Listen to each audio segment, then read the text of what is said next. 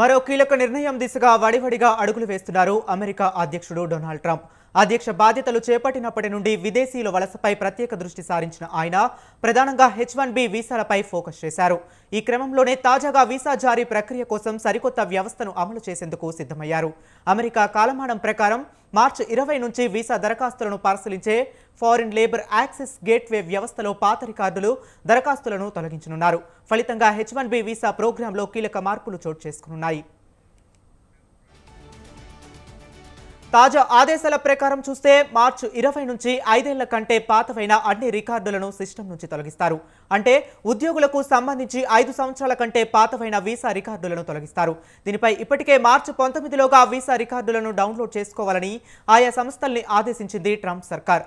లేదంటే ఆ పాత రికార్డులను కోల్పోవలసి వస్తుందని హెచ్చరించింది. దీనిపైన మరింత సమాచారం ఉషా ఫోన్ లైన్లో అందిస్తారు. అమెరికా వీసా దరఖాస్తులు పరిశీలించే ఫారెన్ లేబర్ యాక్సెస్ గేట్వే వ్యవస్థలో పాత రికార్డులను తొలగించేందుకు ట్రంప్ సర్కార్ సిద్ధమైంది.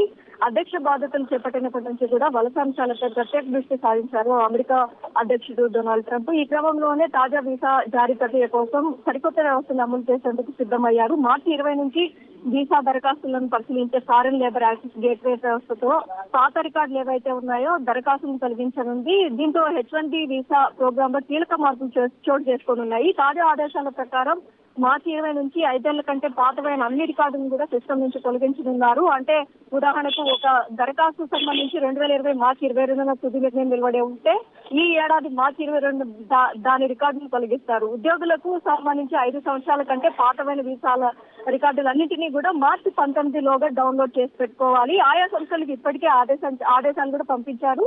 లేదంటే ఆ రికార్డును కోల్పోవాల్సి ఉంటుందని కూడా పేర్కొంది. H1B సహా అన్ని తాత్కాలిక లేబర్ కండిషన్ అప్లికేషన్స్, శాశ్వత లేబర్ సర్టిఫికేట్ అప్లికేషన్స్ ఈ తొలగింపు ప్రభావం పడనున్నట్టు తెలుస్తోంది. Office of foreign labour certificate విభాగం నోటీసులు అయితే జారీ చేసింది. త్వరలోనే వీసాల జారీ కోసం యుఎస్ ఇమిగ్రేషన్ విభాగం కొత్త దరఖాస్తు ప్రక్రియను కూడా ప్రారంభించనుంది.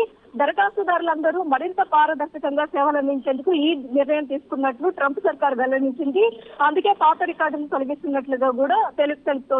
Hari. Okay right, thank you Usha.